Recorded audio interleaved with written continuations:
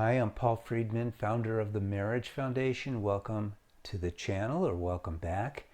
And this topic is, why does my husband not want to have sex with me? And we don't base all of our teachings on Western psychological models. We frankly don't believe in that because we believe, and I know for a fact, I've been doing this for over 22 years, that marriage is something that happens on a very high level. Love is a very spiritual thing. And this is not a religious discussion, but love is spiritual. It's infinite, and there's no end to it. And sex, what is sex? For animals, sex is merely a way of procreating, because animal bodies are comprised of cells. Every cell, as you know from when you went to school, every cell is driven by the drive to survive, number one, which means it's got to have air and water and a little bit of shelter and like that. But number two is procreation is so important for the living cell, every single one of them. That's kind of what defines life, is the drive to survive, self-preservation, and procreation. And procreation is just part of the drive to survive, because the more there is of us, the better our chances for survival, right? So your husband doesn't want to have sex with you. He is not an animal. He is tied to his soul. He is a soul. Your soul, and his mind. And what's happening in your relationship is that the desire for sex for him is being stopped. Why? Well, for human beings who are married, the purpose for sex are two. One is have more children, and the other is to express love. Whoa, express love. So I'm going to ask you, and you got to be honest, just how much love is there in your marriage? We are so mistaught by Hollywood, which is where most of us learn how to be married. We learn about relationships from movies and sitcoms and like that.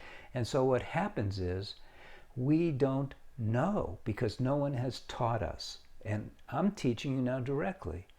The purpose of sex in a marriage is to express love. That's why you got married. You fell in love, you wanted happiness, you wanted love, and you wanted harmony. Well, because we're human beings, we put conditions around everything.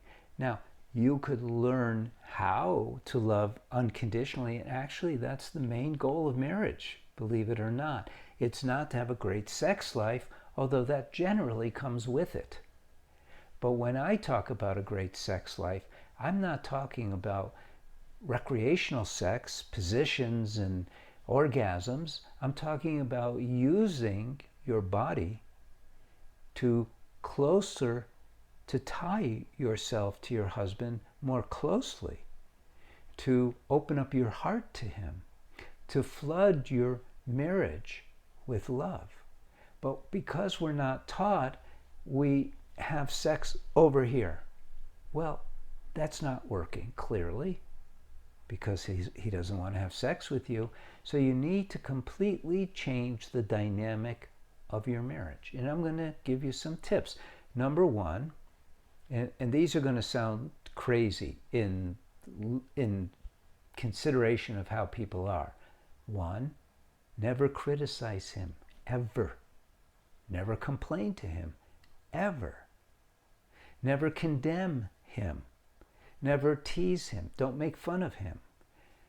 Wow, you're going but.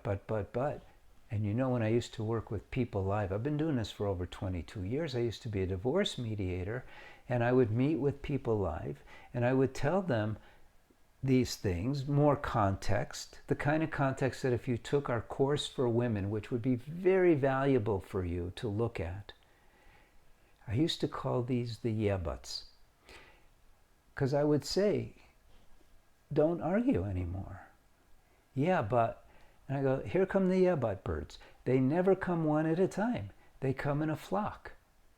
And they mock us, these yeah, buts. We know how to behave, but we don't. We make excuses for our poor behavior. So we know how, but we don't want to do it. We don't want to push ourselves to behave the way we're supposed to. And there's an old saying, don't do what you want, do what you should. And that will change your life.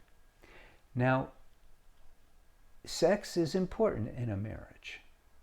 Neither of you should just cut the other one off.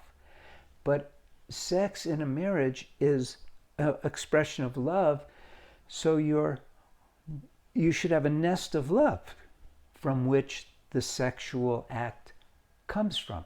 And then there should be no emphasis on achieving an orgasm, for instance, because that literally takes you away from expressing love, because that's about self-pleasuring.